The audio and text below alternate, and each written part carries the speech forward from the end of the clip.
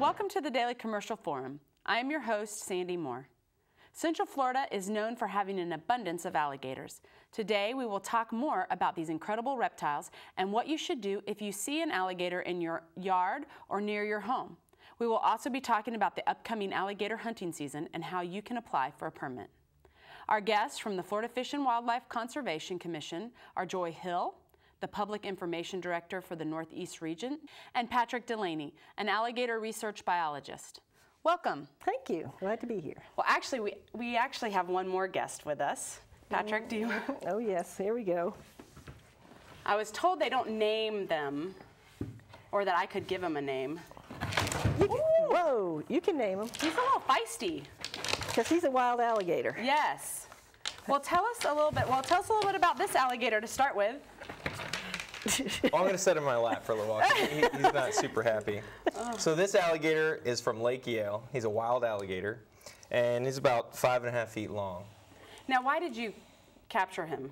I captured him to take him on the show today. Oh, okay, Yeah. Cool. So are you going to release him again? I'm going to release him back. I'm not going to feed him or anything and just take him right back to where I caught him. Okay.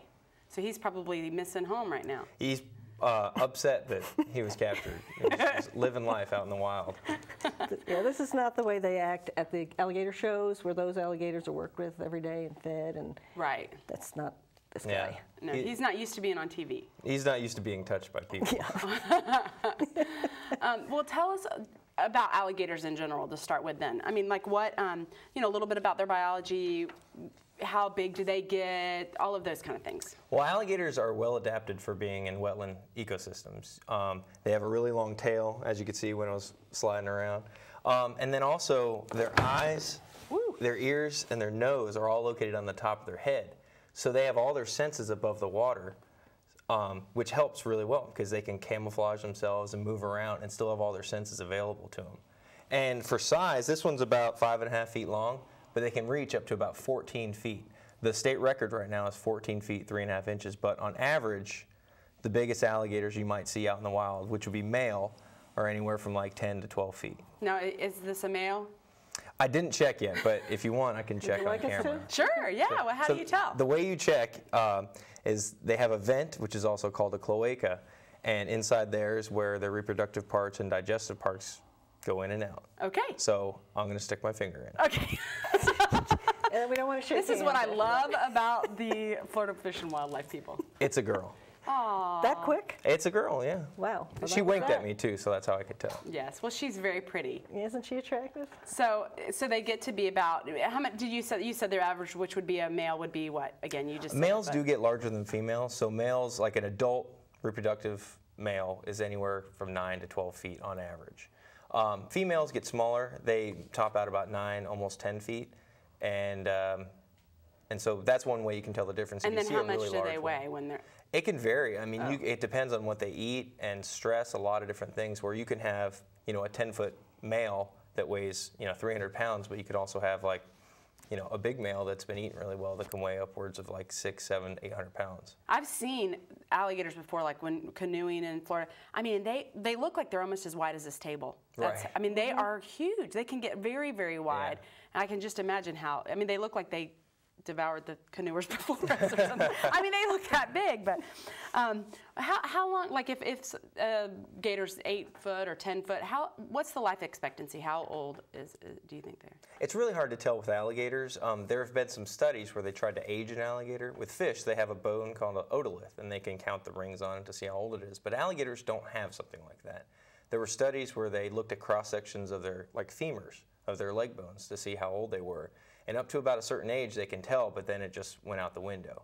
So unless but obviously, and you have to kill them to be able to tell. Right, you have to kill them to get that. So it's really hard to tell the age of an alligator. So basically, it's just if you see an animal this size, you can guess based off of, it might be anywhere from 5 years old to 10 years old. It could be anywhere about that. But unless you hatch that animal out and like keep track of it its whole life, there's really no way to tell. And normally, how long do they live? It can vary anywhere from 50, 60 years, but there's been claims that they can live longer. In captivity, it's somewhere around like anywhere from 60, 70, 80 years. They've had some occurrences where they can live really long, but it just on average, if they have a normal wild alligator is not going to live 100 years. We don't think. No. Now, you were talking about how their nose and their eyes are on top of the water. And is there's something else special about their eyes? I remember hearing before. They have, it's what's called a nictitating membrane. So on their eyes, it's just like a lens that goes across their eyes and allows them to see underneath the water. I call it like swim goggles. Swim goggles. So when they go underneath the water, they can see underneath the water and they don't have to worry about debris. A lot better than us. And so it comes across sideways. Oh, wow! I could see that. Yeah. I don't know. I don't know if they could get it on Can you get camera. that? Yeah, I see it's on there. But Try that- that again. Wait a minute, now he's just shut. Oh, It came it kind across of did. sideways, Yeah, yeah. it's hard to tell, but yeah, that's really cool. It's a very cool adaptation. Yeah. Another cool thing that you might already know this, or some people don't know this, but a lot of their environments, it's really dark, murky water, so you would wonder how they can see underneath the water and Right. still catch prey. But they have these little dots underneath their jaw called integumentary sensory organs. Oh, wow. And there's these little pores, and what they act as little motion detectors. So underneath the water, they can still feel that vibration from a potential prey item. And they can hone right in on that, even if it's totally dark and they can't see. So they don't necessarily know what that is, though. Right. So that could be kind of scary if you're the person in the murky water. Right. So that's why if there's areas that do have alligators, I recommend people don't swim in those areas, because underneath the water, you have to be careful because they are attracted to that splashing, which sounds like an injured prey item, something like that. Well, but we should clarify, because you said areas that have alligators they shouldn't swim in. Really, just about an alligator could be in just about any water body in the state of Florida. That's a good point. So, we don't want people to not swim, but there are areas in Well, different especially places. if you see them, I would guess Yeah, that if you know there are large gators. yeah, that or a kind lot of thing. them. You see a lot of them. I would guess. I don't know.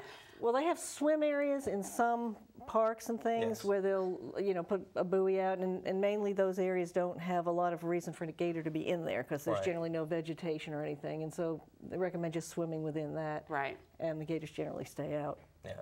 But I would definitely recommend anywhere that's not roped off as a swimming area, go ahead and assume there's a possibility of an alligator being there, because Right. they move around a lot too. Because even if you have a pond behind your house that you don't see an alligator, doesn't mean the next day a gator can't move into there. Right. So just a rule of thumb is just Well, especially if it's like you said, like if it's murky too. I mean, if you have a clear pond, I mean, if you have a place where it's very clear and you can see under there, it's not as right. worrisome. I know I have, and I was going to talk about this a little bit later, but I'm going to go ahead and talk about it now.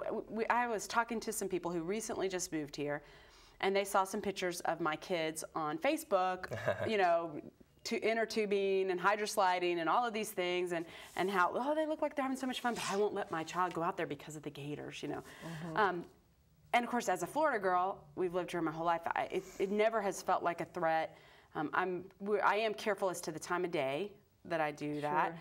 but Yeah, you just want to learn. Yeah. I mean, we try to do is educate people about alligator behavior, and then if they understand that, like you do, you just know because you grew up in Florida. Right. If you understand that alligators feed and kind of hang out in areas with a lot of vegetation because that's where their prey items are, because there's hiding places in there. And you understand that alligators are generally, wild alligators anyway, generally more active feeding at dawn and dusk and, somewhat through the night, then those are times to maybe avoid going in there. If you know that alligators really aren't looking for humans, but they're looking for something that's a certain size, a size that they could eat. So a little child, walking around the water's edge at dawn or dusk, or, in some cases any time where there's a lot of vegetation and lily pads, that might be something you want to avoid. Right. Because an alligator could be in there, and here's a little child. That's the size of a little deer or something that a big alligator can take. well, and that's the other thing too with people in Florida with dogs.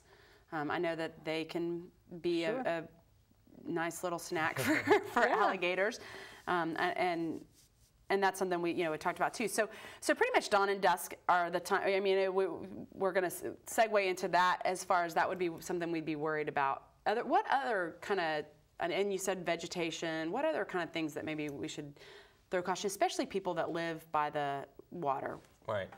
I mean, pretty much anywhere that has water, there's a potential that there could be an alligator. And so like Joy said, heavily vegetated areas, I mean, you see more gators hanging around the vegetation. But even along the shorelines, we try to tell people just to use some common sense that they could be out there, alligators that is, could be out there. And so just try not to put yourself, your pets, or any of your family members in harm's way, because this isn't the best example, but if there's heavy traffic, you wouldn't let your kid go play out in traffic. Right. And that's common sense. But if there's a large predator hanging out in these areas, which don't necessarily always attack people, it's rare when it happens, but that chance is still there if you put yourself in harm's way. And I would like to also add something a lot of people don't really think about, particularly if they're coming from someplace else.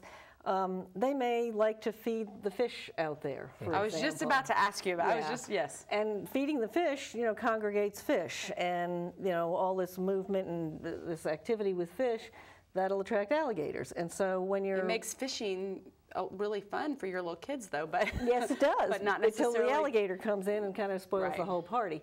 So when you do that, you just want to watch out for that kind of thing.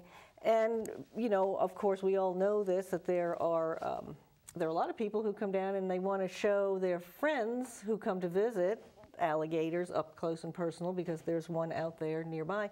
And so they will sometimes buy some chicken or sandwiches or whatever and actually throw them out there for the alligators.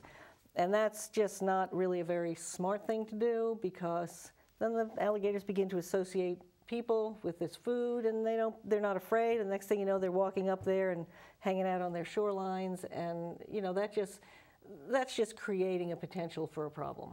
Well, and I know we've talked about that before when we've talked about the bears and all the sorts of things. And I think particularly me, like I said, as a Florida girl, you see even more so of a danger with alligators because, we can't really see his teeth very well, but they're sharp. They're so, yes, and very powerful. The jaw. You can talk about the jaw. When it comes down. Either way, you don't want to get bit by it. Yeah, No. you don't. Yeah. No. Because they hang on, and they're not gonna let go unless what? When would they let go if they get hold of you? Oh, I don't know. I mean, it's going to be really Have you dangerous. been bit? I have been bit, but. And if you are bit, I think we need to touch on that too, because occasionally we have people fishing, right, and they catch a little alligator, and really what they should do is just cut the line and let it go, and that lure, that hook will rust out of there or fall out in almost all cases. Am I correct on that? I wouldn't say all cases, but you would hope that would happen. But we don't.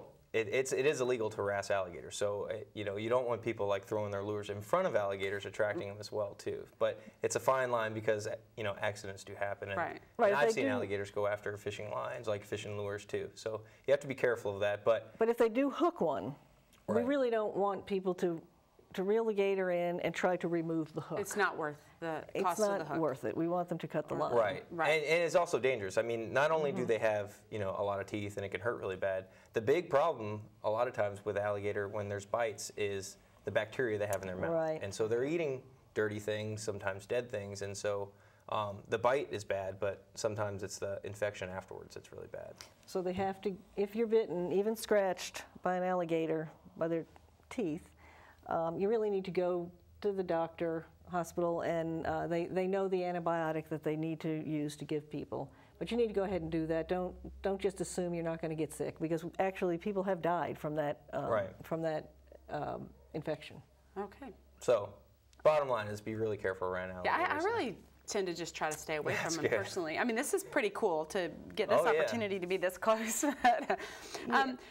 What is the status on how many alligators do we have in Lake County? Have you been out counting lately? Or? In the county itself, I don't have that number off Yeah. the top of my head. I know in Florida we have estimates there's about 1.3 million alligators, and that's not just all big alligators. That's your hatchling alligators, up to your subadults. That's the majority of your alligators that you're going to see, and you have a smaller percentage that are adults. But here in actually all throughout the state of Florida, the way we get that number is we have FWC biologists that go out on airboats and outboards, and they spotlight for alligators, and they see their eye shines, and so they count how many are out there and then put those into size classes, and then we can start to make population estimates. And also areas that we can't get to, we use a program called GIS, which is Geographic Information Systems, and you can look at different habitats and then put estimates on how many alligators are in those areas. And so with our population surveys and habitat analyses, we can make a statewide population estimate. And that's how we estimate a lot of wildlife populations, because obviously you can't really count them. I mean, you can do that with the spotlight counts, but you have to again, it's kind of a extrapolation of the type of habitat, and in this case, the counts that we do. And this data is collected over years. Right. And of course, then we have the statewide alligator hunts, or the public hunts, and we get data on how many alligators are taken from them and where they're taken from. It's very specific about where they can come from and how many they can take. So all of that helps us understand the alligator population and where they're doing well, where they're not doing so well, where they're kind of staying steady. Well, and we're going to talk a little bit in a little while about the hunting thing, but I wanted to talk about the feeding a little bit more, because I know you said it's not a very good idea, but now is it illegal to feed an alligator? Yes, it is illegal to feed alligators, the reason is because it's a dangerous practice. Right. So not only is it just not a good idea, not very smart, it's also illegal. So let's not do it. Yeah, right. Exactly. We don't really want to put people in jail about feeding alligators or have them pay big fines or things. We just want to keep them safe. So just don't do it. You can see them, enjoy them out there, but don't lure them up. Right. And what is their natural food? What is it that they look for to eat? They're mostly looking at like fish, small things. I mean, they don't always take down deer. It's actually very rare that they take down big prey animals, but it's mostly fish, small invertebrates, snails, that sort of thing, snakes, small birds, things like that. But mostly small things. So when you hear of them taking down big deer and other things, I mean, it's so rare for that to happen. They're just mostly chomping down on things. When we've done like stomach content analysis, I mean, most of the times you're just finding little tiny things inside their stomachs. And how do I've always wondered about, like, when they're eating snails and things like that, what is it about that they can break down the shell? I mean, do they eat turtles too, I would think? Yeah. And how do they do that? I mean, what is it that's different in their stomach that we don't have? That's a good question. They have these, it's been documented where you'll see them and they'll grab small stones and they'll like swallow the stone. So in their stomach, not only do they have, really strong chemicals that break down any item that's in there, they use these stones called gastroliths that act as, they just break down bone and they just churn them around in their stomach and it'll break down turtle shells. So they know to somehow eat one of these stones. Oh yeah. And that's very Kinda interesting. Is it like chickens and things that have that? With a crop? Yeah. It's not quite the same, but it allows them to break down things inside there. Wow, that's interesting. It's very interesting. Very good. Now, how often do they eat? It varies. During the summers when it's hot out and their metabolisms are really high, they may eat, as much as they can anytime something's in front of them. But over the winters, when the temperatures go down, their metabolism slows down, so they're moving slowly. They're not eating as much. But at the same time, if there's an easy meal in front of them, they're going to eat it. And so that goes back to just they're very opportunistic. And so if it's something dead and already floating, that's filet mignon. That's perfect. I mean, yes. they're going after it. So that's why we try to tell people not to feed, because they're going after that easy meal. So if you're throwing stuff in the water, they're like, well, that's easy. I'll go after that. And most wild animals are like that too. So, you don't want them to start that habit of going after that easy meal because they're not getting the right nutrients. It's bad for them. It's bad for the development of their young, and it puts them in harm's way, and people potentially in harm's way too. Now, are there any times, you just mentioned that they're going to eat a lot more in the summer, so I would guess that would probably be a little bit more of a dangerous time for alligators. Are there any other times? I know I've always heard that mating season is a scary time for alligators. It's a time when, especially the males, their testosterone levels are really high because they're looking for a female. They're fighting off other males because they want that female. And so they're territorial, so they will take over an area and they don't want anybody else in there. And if you're a person in there, they don't want you in there because they just want their females. And so that is a potentially dangerous time if you're getting close to those areas. And so that also goes back to just using some common sense. Now, when is mating season? It starts about mid-April and it goes all the way to mid-June. Nesting season starts at the end part of June, and they'll be building their nest and laying their eggs through July. And then they hatch out end of August, first part of September. Now, do they stay with their nest after they? The females do. Yes. Most females will stay with their nests and then also stay with their hatchlings up to about a year or so after they hatch out, and protect them from whatever they can, because even when they're an egg, they have to worry about a lot of things. I mean, they have to worry about, raccoons are a big nest depredator, so they'll go in there and try to eat the eggs, and the mother will try to. I would think a raccoon would know that he's not going to win this battle. But they're persistent, so they're trying to get in there and eat those eggs. But when they hatch out, they don't start out at the top of the food chain. When they hatch out, they're Right. small. And they're prey. They're prey. And are they prey for other alligators too? Yes. The little and so that's hatchlings. another thing is they've done studies, and there's one study where they were tracking big alligators to see what they ate. And at the same time, there's a study where they're marking small little hatchlings. So they had hatchling tags. And one of the stomachs that they pumped from the large adults had like 20-something hatchling tags in its stomach. So they do eat small alligators. And so I've done surveys. Obviously not their own, I'm guessing. The females not necessarily. I taking mean, care it of has them. been documented where they'll eat their own young, but after a certain period. Right. So The male probably. But the males, I mean, they're just looking for food. They have a But I'm a your small dad. agenda. They're You're only my looking dad. for a couple things. Stop. Sorry. And then how long? Oh, you just already said like about a month or. How long is mating season? It's about mid-June or mid-April through Yeah, about mid-June. Yeah, a couple months. So, Yeah. so that is the time you have to, just be a little more careful around areas that have alligators. So, but at the same time, all year round, you don't want to be swimming in areas that have large alligators and being close to the water and putting yourself in harm's way. Now, are there more? Would there be more? Or how many would be in a nest? How many eggs would they lay at once? On average, it's about 35 eggs, but that can vary. It could be, I've opened nests and they have 2 eggs, but then I've also opened some that have Well, could 70. it have been a raccoon had come in that nest? Or you Not think- necessarily. Usually, if a raccoon goes into a nest, they're going to try to eat everything. Oh, and it's so gonna wipe it out. And so you can tell. Unless mom comes back in mid Right. snack. But on average, it's about 35 eggs, and from those eggs, maybe about half, will maybe hatch out, but that varies. You have some where they're very successful and others where they're not. But throughout that first year, like I said before, they're very susceptible to predators, and a small percentage of those will make it that first year, anywhere from 4 to 6.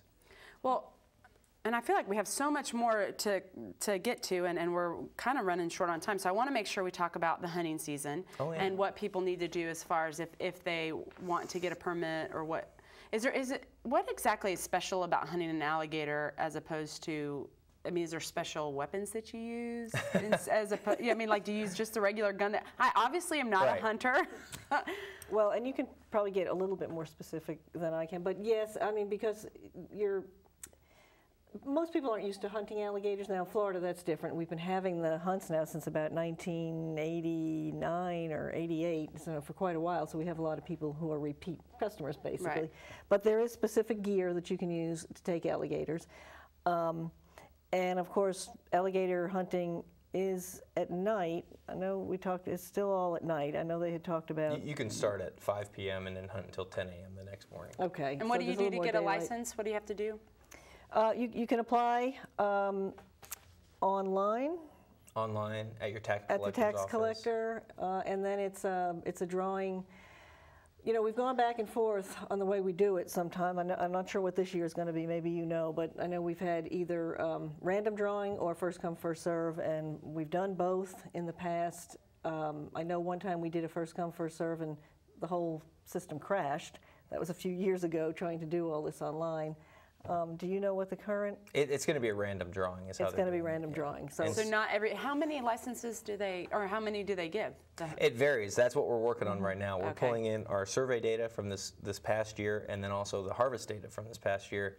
And from there, we'll set our quotas based off that information. And then, so people can apply starting, I think, April 29th. Okay. They can start putting their applications in for being drawn for the hunts. But it doesn't necessarily matter if you're the first one by any means. No, not necessarily. It'll go gonna on be for a more like couple a weeks. lottery. Yeah. And then when is hunting season? It starts August 15th and goes all the way until November 1st, so it's about 11 weeks. Yeah, and when he's talking about we're gathering our data, we have alligator management units that people hunt on, and these are where they go out and do these spotlight counts, and over the years, and we can tell what the trend is for the alligator population in there. And if it seems like it's up, we may raise the quota in there a little bit. If it's down, we will lower it. Mm-hmm. If it's really not looking good, we'll just stop hunting on those areas. So that's how we kind of control the populations within these areas. Now, Or the hunting, I should say. Right. Now, and when you get a permit, do you have a limit on how many alligators you're allowed to get during that time? If you get a permit, you get 2 tags, and these are called CITES tags. And so you get 2 of those, and then so you can go out and harvest 2 alligators. So as soon as you harvest the alligator, they're very strict about this, is you have to have that CITES tag. in the alligator. And you put it in the tail, right? Yes, you put it right at the end of the tail, you put the CITES tag in. Kind of go through the skin. And so that is very important because that allows you to sell that animal. But if you're caught without that tag in the animal, it's okay. very So like bad. Immediately you have to put it in the animal. Okay. It identifies that alligator that it was under your permit, and so it allows you, if you want to sell it, take it home, do whatever you want with it, but it has to have that tag so we can keep track of that. And what do people hunt? I know gator tails. The meat is good to eat. What else do they use the alligator for when they hunt? Do you know? Well, let me just say one thing. A lot of people just think the tail, but there's meat all over the alligator. Oh. So I guess the tail is sort of the prime meat, so to speak. Some people would argue for that. Okay. I mean, the jowls, if you have a large alligator, you could take the jowls out and it's like a big roast. And so a lot of people eat those. Yeah. Gator ribs, they'll eat the ribs, it's not necessarily like the same as a backstrap on a deer, but they have a lot of good meat along the back, the arms. You can pretty much anything on an alligator. Everywhere. Yeah. But there are also products that are made from alligators. And, the meat is great, and there are different recipes all over for how to cook it.